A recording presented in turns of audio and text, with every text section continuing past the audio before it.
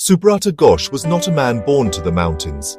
He was a product of the flat, fertile plains of West Bengal, a schoolteacher in a small town in the Hooghly district. His world: chalk dust, textbooks, the eager faces of children learning history, the eager faces of children learning geography. Yet within this quiet, scholarly man burned an ambition as vast and formidable as the Himalayas. He dreamed of Sagarmatha, the peak the world calls Everest. It seemed absurd to his colleagues and neighbors. It pulled him away from familiar comforts toward high-altitude mountaineering. His motivation was not born of ego. He saw the mountains as the ultimate test of human spirit and endurance. He spoke of them with a reverence bordering on the spiritual. Climbing for him was a form of meditation, a way to strip away the non-essential and confront raw truth. The summit of Everest was his ultimate pilgrimage, a place he believed could touch something profound beyond everyday life, a calling he could not ignore, a siren song growing louder each year. This pull was deeply personal, woven into his identity. Subrata Ghosh did not approach his Everest ambition with naive enthusiasm. He was a methodical man, a teacher by trade. He applied that same structured discipline to his mountaineering. His journey to the Khumbu icefall began years earlier on more forgiving Indian Himalayan slopes. He started with peaks that were challenging but not deadly, steadily building skill and acclimatization. Stok Kangri, Kang Yatsi Tu. He learned the essential grammar of mountaineering, the bite of the rope, the rhythm of the ice axe, the language of the wind. His achievements grew with each season. He became a familiar face in the Indian climbing community. Quiet determination, meticulous planning. Manaslu, the world's 8th highest peak, 8,163 meters, his crowning achievement before Everest. It proved he could function in the so-called death zone above 8,000 meters. He had felt the insidious creep of hypoxia, the brutal cold, the crushing fatigue, and he had pushed through them.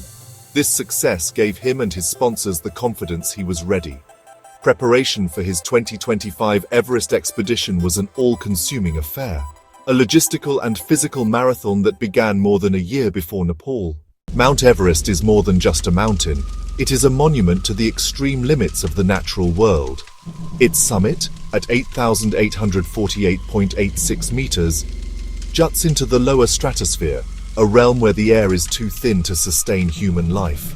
The dangers of climbing Everest are unique and multifaceted, a lethal cocktail of environmental hostility and physiological strain. The most infamous of these is the death zone, the region above 8,000 meters, where the oxygen pressure is so low that the human body begins to die, cell by cell, with every breath. Without supplemental oxygen, a climber can survive for only a matter of hours, if that.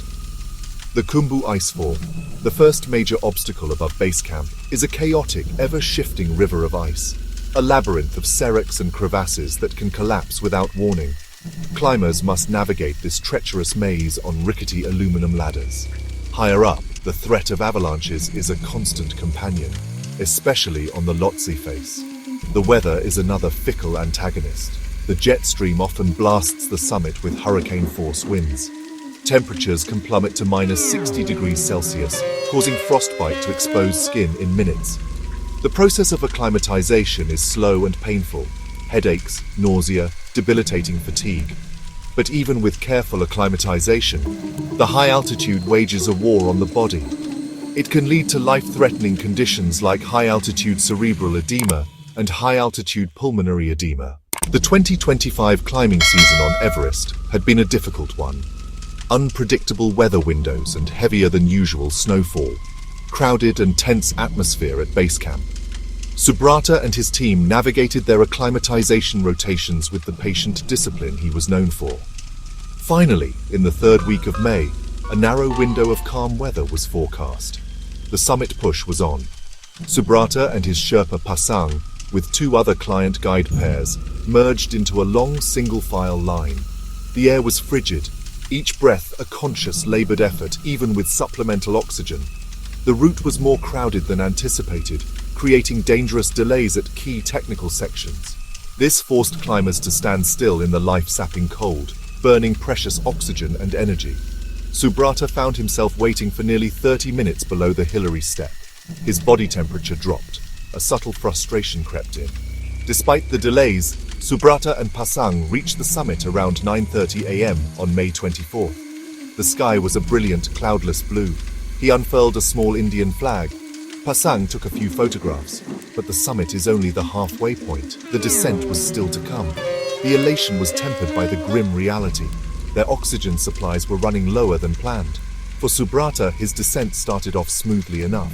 Earlier delays were starting to take their toll. Pasang noticed the change and kept urging him, voice sharp with concern. Subrata started showing classic signs of severe hypoxia. His movements grew clumsy and uncertain. He complained his oxygen mask was failing. Pasang checked. It worked perfectly. At one point, he tried to unclip from the safety line. So, the descent from the summit of Everest is where, honestly, a disproportionate number of tragedies occur. The body is just exhausted, the mind euphoric, then totally depleted, and the oxygen reserves are seriously dwindling. Subrata's condition deteriorated rapidly below the Hillary step. He slowed, then became clumsy and uncertain. Pasang noticed the change and tried to help. He became a rescuer, fighting to save an unresponsive man. Pasang radioed Camp 4, voice strained, reporting the emergency. He tried to drag him a few feet, but it was futile. Subrata sat down in the snow, mumbling incoherently, a dead weight on the rope. The radio call sent a shockwave of urgency through the expedition leaders.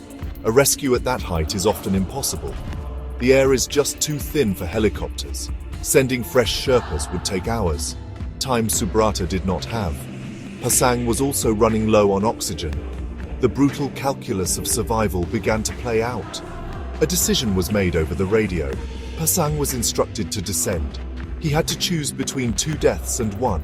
With his own oxygen alarm screaming, Pasang had to unclip and save himself. He left Subrata sitting in the snow just below the south summit. This type of decision is the ultimate moral nightmare on Everest. Subrata would have succumbed to the cold and hypoxia within hours, becoming another silent sentinel on the upper slopes. For Pasang, the descent was a harrowing ordeal. He returned utterly spent and forever haunted. News of Subrata's death trickled down slowly, then spread through the climbing community and back to his home in West Bengal. The confirmation that he had been left behind while still alive ignited a firestorm of controversy. Questions directed at the expedition company and at Pasang. Expedition leaders tried to explain the impossible situation. Protocol prioritizes the safety of the many. For Subrata's family, there would be no body to mourn, no funeral to provide closure. Their anguish was absolute. Subrata Ghosh's story is, tragically, not unique. It is a modern-day echo of countless other stories on the upper slopes of Everest. Every year, climbers who are physically fit, experienced, and meticulously prepared still perish on the mountain. Crowding, narrow weather windows, finite oxygen, and unpredictable physiology. These factors combine to make Everest lethal even for veterans. A climber can suddenly succumb to haze or HAPE. Onset can be swift and merciless. The mountain itself remains profoundly hostile to human life. Preparation cannot eliminate the risks. It tests everyone, novice and seasoned alike. Skill, luck, and physiology determine outcomes. Subrata's tragedy reminds us that sometimes, despite a lifetime of preparation, the mountain holds the final say. It remains one of the few places where someone can push to the absolute limit of human endurance. The allure of Sagarmatha, the mother goddess of the sky, draws climbers despite the warnings. For his family, students, and community, the loss is absolute. The summit photographs became heartbreaking artifacts of his final hours. The dream had been realized, but the mountain had exacted the highest possible price in return. Was it worth it? Only those who hear the mountain's call can answer. For his students and family, the answer is no. And yet, climbers will come again. Next season, a new wave of hopefuls will gather at base camp, eyes fixed on the icy summit.